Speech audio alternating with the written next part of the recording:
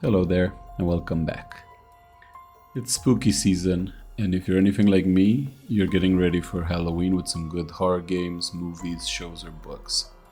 I really love the horror genre and scary movies in general, but sometimes nothing scratches that spooktober itch, just like some good old, so bad that they're good horror movies. So this year, I've been watching some very interesting Halloween movies, ranging from perfect treats for laughs to absolute horror at how bad some of the effects and stories are. Today I'll share a list of 13 fun bad horror movies that I've watched recently, just in time for the Halloween season. This list is in no particular order, so let's just dive in and check out 13 fun bad horror movies for Halloween. The first movie on this list is gonna be Sharkula, and this one's as crazy as the title suggests. It's vampires meets sharks, and it's as low budget and cheesy as they come, and that's exactly what makes it so much fun. The plot basically revolves about Dracula and sharks. A cursed seaside town is haunted by a vampire-shark hybrid created by Dracula himself. The concept itself is so wild that it becomes comedic, and that only grows even more like absurd and ridiculous as you start seeing the low budget graphic effects and the props. Sharkula's directors, the Polonia brothers, and actor and producer Jeff Kirkendall appear in various fun bad horror movies, a lot of them related to sharks. You might see a couple later on. This was the first movie of this bunch that I watched this year, and it's literally the reason that I wanted to make this list. Since I wanted to recommend a few movies that are fun to watch for Halloween, for those people that enjoy the spooky season and don't really want to get too scared, so this is the perfect compromise between Halloween, horror movies, and just having fun with friends and family. Let me know down in the comments if you liked any of these movies and if you have any recommendation of your own. I'll try to watch them maybe for next year or whenever we'll do another video like this again. And if you enjoyed this or my normal content with gameplay videos and horror stories, make sure to drop a like and subscribe. And now let's get back to the list. The second movie on this list is Llamageddon. Basically, the plot revolves around a killer llama from outer space that crashes on Earth and brings death and destruction to everyone in its path. This one's definitely one of the funniest ones in the bunch because it's the comedy is done very on purpose. It feels like a parody, and some of the scenes are generally funny. There's also a running joke in the movie where a character changes shirts every couple of scenes, so he ends up having like at least 10 or 20 shirts during the whole movie. And yeah, a couple of the scenes would actually be creepy or unsettling if they were done with good CGI. But the low budget and the crude practical effects make it funny. And yeah, basically it's a slasher movie with the llama instead of Freddy Krueger, and it just happens to be from outer space and may or may not shoot lasers out of its eyes. So yeah, this one's definitely worth a watch. The next movie on the list is definitely good for Halloween, but also works for Thanksgiving, since it's called ThanksKilling.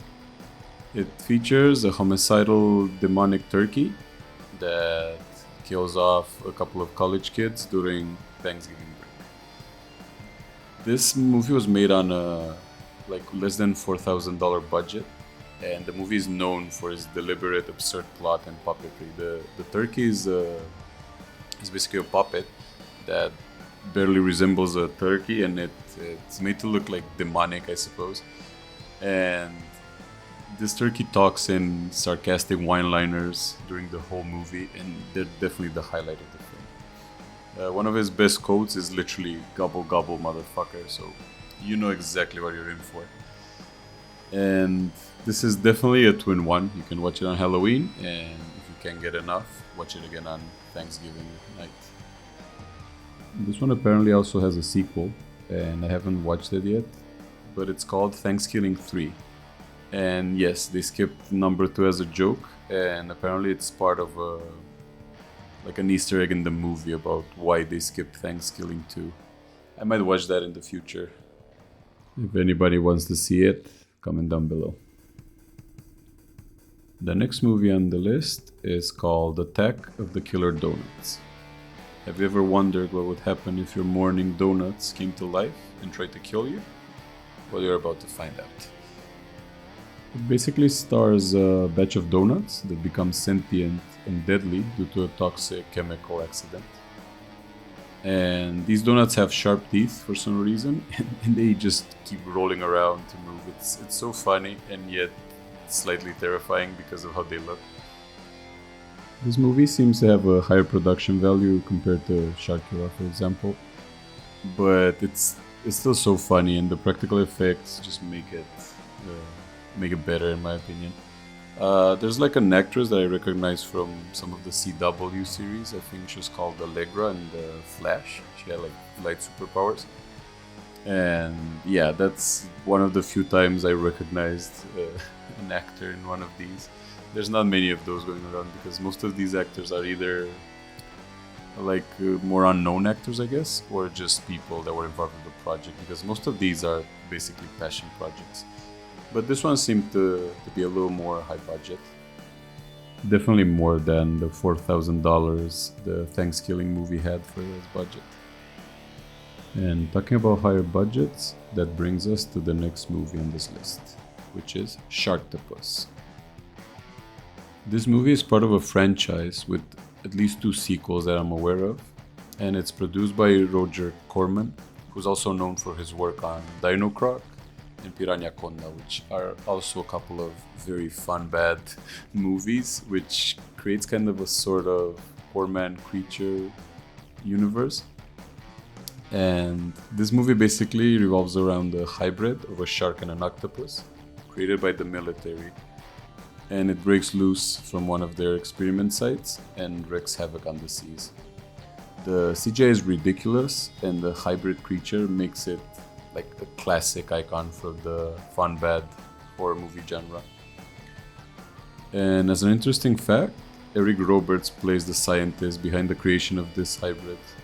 So yeah, definitely a higher budget than the others.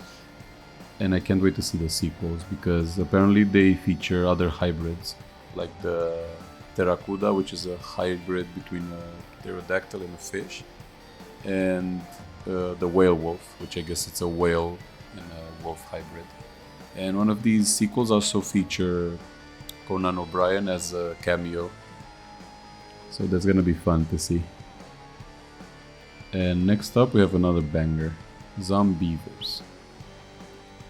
This movie features zombified mutant beavers that terrorize a group of teenagers in a cabin, as many of these movies do. And it's just as ridiculous as it sounds. The practical effects in the zombified beavers are very hilarious because they're like bad in the best way possible. It's a campy treat and it doesn't take itself seriously at all, and that makes it all the better for it. At the start of the movie, they feature a cameo from Bill Burr and John Mayer, and they play a pair of truck drivers that they accidentally cause the events that lead to the whole movie, because they're transporting toxic waste into a truck and they hit a deer on the road, which leads to the toxic waste to fall into the river where the beavers are. So the roles are more like comedic cameos rather than central plot point, but it's the banter that they have in the couple of minutes they spend on screen together that just adds to the humorous nature of the film. Definitely recommend this one. It's a fun ride. Next up we have another movie produced by Roger Corman, and it's called Dinocroc. The plot basically is that some scientists discover an ancestor of the crocodile, and they use its DNA to create prototypes of genetically engineered dinosaur crocodile hybrids, and they escape from their lab and terrorizes a small town. It's essentially the very popular trope with these fun bad movies of an experiment gone wrong featuring some sort of creature. I think it takes itself a little more seriously than the others, but the end result is kind of funny regardless. And it also has a couple of sequels, also produced by Roger Corman. So, as we can see, he's a pretty central figure in many fun, bad horror films. As we saw his previous franchise of Sharktopus, and now this is a second full-fledged franchise he was involved in. It looked like he definitely loved making these creature, fun, bad horror movies. Next up, we have the horror movie we never knew we needed. It's called Slotherhouse. It features a killer sloth, obviously, and a sorority house in the middle of electing their sorority president for the year. And that's where our main character adopts a cute sloth, thinking it can be the new mascot, and it obviously goes very wrong. It's a very hilarious concept, and the action scenes and the sloth murders are just funny as hell. It's definitely worth a watch. It's full-on slasher comedy with this prop sloth that may or may not look realistic, and it's just amazing. Then at the end they have a full song created with specific lyrics based on this movie, and they also created their own memes using scenes and pictures from the movie itself and the credits, and it's definitely funny. Literally is one of the few of these movies that I bothered to watch the credits because they were so fun. Some of the other movies like Sharkula and Llamageddon also have songs, which always makes it so much more worth it. Just thinking that they went to the trouble of creating a song based on the plot of these movies is just awesome. So yeah, I can't get enough of this movie. Definitely worth a watch. Next up, we have another shark movie, and we'll get to why that is such a popular subject in these movies later on in the video. But this one is called Sand Sharks. So the residents of a small town team up to kill a group of evolved sharks that can swim in sand and are terrorizing local beaches where the mayor's kid is holding a festival. So chaos is assured. So it's like Jaws, but in sand, with much worse CGI, a ridiculous premise, and very bad acting. So not really like Jaws at all, but it's still the kind of movie that makes you question everything. And you'll have a blast watching these sand-dwelling predators and the very unaware spectators of the festival, which may or may not be cloned in Photoshop, because I swear I could see just 10 people being duplicated over and over to make it feel like it's a big crowd. So yeah, it's a pretty fun movie. It's very bad, but it's just one of those movies that you just put on and turn off your mind. So yeah, they're definitely interesting to say the least. Next up, we have yet another movie produced by Roger Corman, and it's called Pirahnaconda. So this movie stars Michael Madsen from Kill Bill and Reservoir Dogs for some reason. I guess it's because it's produced by Roger Corman, and I guess he called in favors for these movies, or maybe just the actor just had fun. But yeah, he's the scientist that steals the eggs of a Pirahnaconda hybrid creature. So the creature starts to hunt him down, and they eventually end up somewhere where a film crew were making a slasher film in the jungle. So yeah, it's basically the same kind of premise, a creature hunting down the scientist for her eggs. And the creature itself looks hilarious. It just looks like an overgrown rubber snake with some sort of piranha head, I guess it's supposed to be, but it just looks a bit funny. However, as most of Roger Corman's movies, they do look much more high quality compared to the other ones. And even though the acting is campy and the script is not the best, it's obviously done on purpose, which makes it kind of funny depending how you look at it. But overall, it's just like Dinocroc and Sharktopus. They take a more serious approach. The movie takes itself more seriously, and that's part of the reason why I find it funny, because it's obviously trying to be a serious movie, but with these let's say silly premises and funny effects. But yeah, I definitely recommend any of the movies produced by the people I listed in this video, because they're obviously very passionate about these things, and yeah, they're fun to watch. I've been having a blast these weeks, and I hope you guys will too. Okay, we're moving on to the last three movies on the list, and the next one is called Lavalantula. So basically, volcanic eruptions in Los Angeles unleash a swarm of gigantic, lava-breathing tarantulas. In the middle of the chaos, we meet our main protagonist, Colton West, who was once a popular movie star and action hero for the 90s, but now is acting in low-budget movies about horrific bugs, of all things. And when suddenly the lavalantulas appear, he's forced to fight his way in order to find his family before it's too late, and they fall victim to the fire-breathing tarantulas. So yeah, this movie also has a sequel. It's called To Lava to Lantula, which is a wordplay on the Too Fast and Furious titles. And it also shares a continuity with the last movie on this list, which we'll find about later.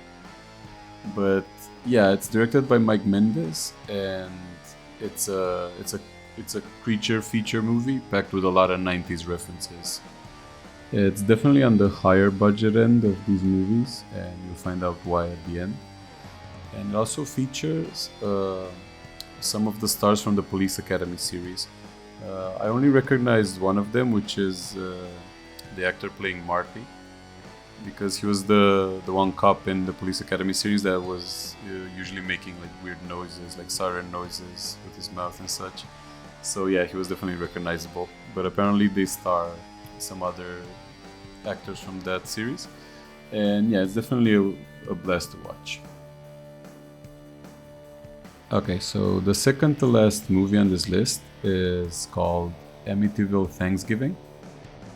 It revolves around a struggling couple that seeks marriage counseling, and they go on a retreat in an isolated cabin. And their marriage counselor plans to end their lives with some sort of satanic ritual for Thanksgiving dinner.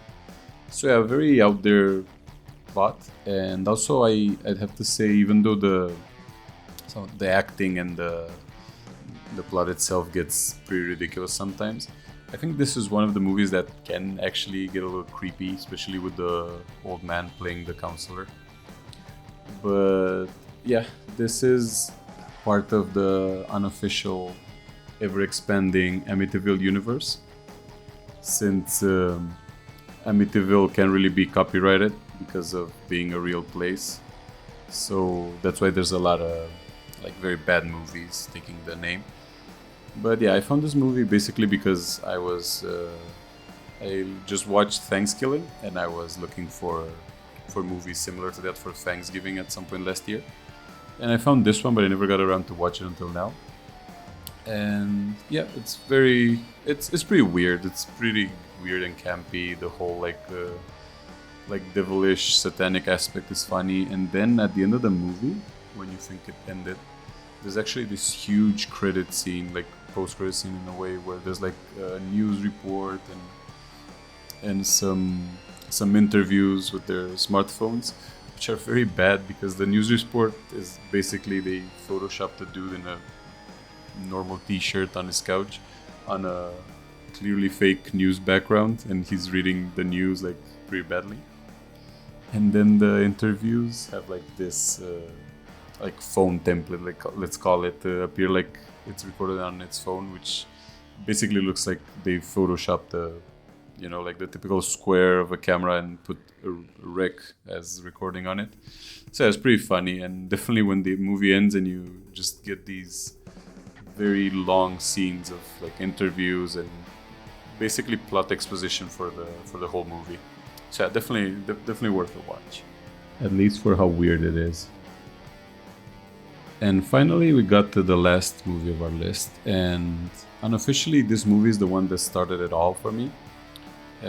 Unintentionally, of course, because at some point last year, I was looking to watch some shark movies with some people, because you can never go wrong with the typical shark movie like The Shallows or Jaws or any of them, be it serious or generally scary and well done. And I stumbled about this movie called Sharknado, which I didn't know anything about, but now in hindsight I know it's like one of the most popular like fun bad movie franchises.